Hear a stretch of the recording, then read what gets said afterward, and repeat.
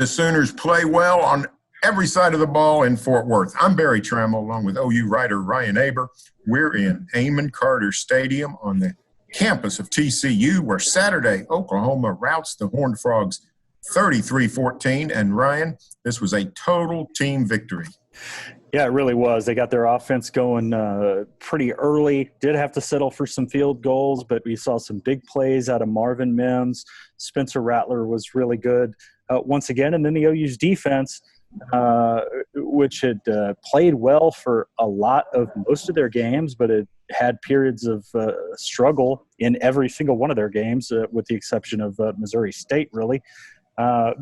Played probably their best game. Well, played no doubt their best game in the Big 12 schedule to this point. All around, they got after Max Duggan early from the very first play of the game, and that continued.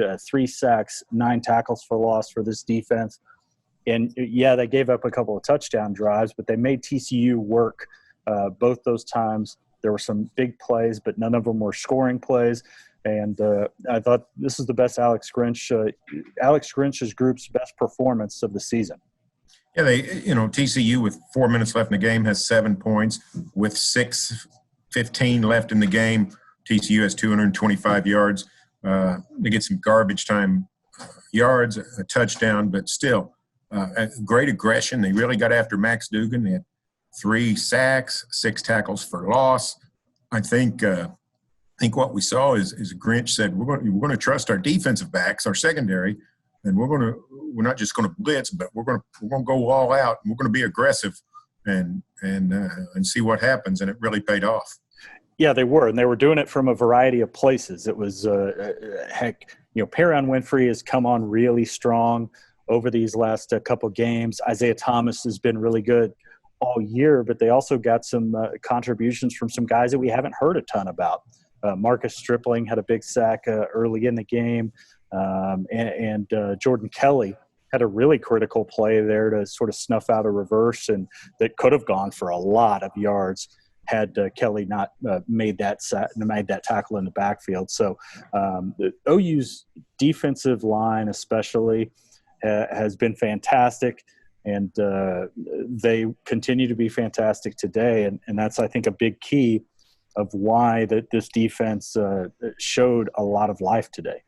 And meanwhile, the offense is a big play offense. Spencer Rattler had 5 long bombs that were complete. He threw deep 10 times, completed 5, and got a pass interference on another. So big day in the passing game, especially to freshman Marvin Mims. Touchdown catches of 50 and 61 yards.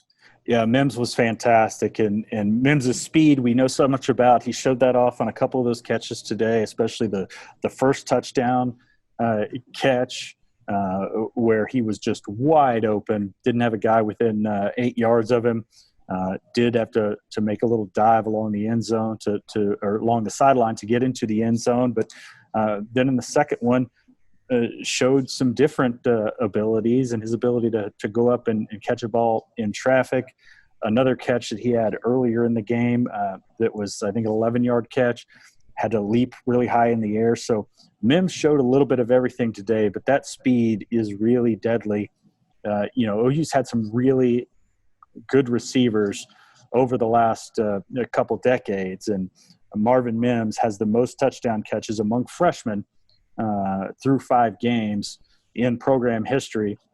He came into this game, even though he only played 4 games, tied for that record with C.D. Lamb and Ryan Broyles, two names that are really high up there on OU's all-time receiving list, and he bested those guys. So Marvin Mims, I think, is clearly becoming their number one, at least deep threat receiving option, and I think that's only going to continue to grow.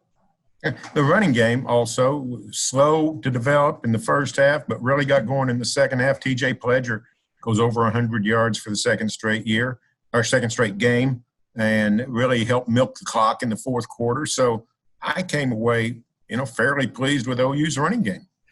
Yeah, they especially finished well. You mentioned in the first half it was a little slow going for them, but in the second half, the fourth quarter especially, when that's been so difficult for them to put teams away, they were able to run the ball, eat out the clock, and just grind down the game. And if they can continue to do that, they're going to be in much better shape than we thought they were even a couple weeks ago. Well, just all in all, a commanding performance and just what you want if you're Lincoln Riley trying to get back into a Big 12 championship game contention. Now the Sooners next Saturday go to Lubbock. Good chance for a win there. Sooners appear to be rolling somewhat. Stay tuned for further Oklahoma football coverage here on Oklahoman.com and every day in the Oklahoman.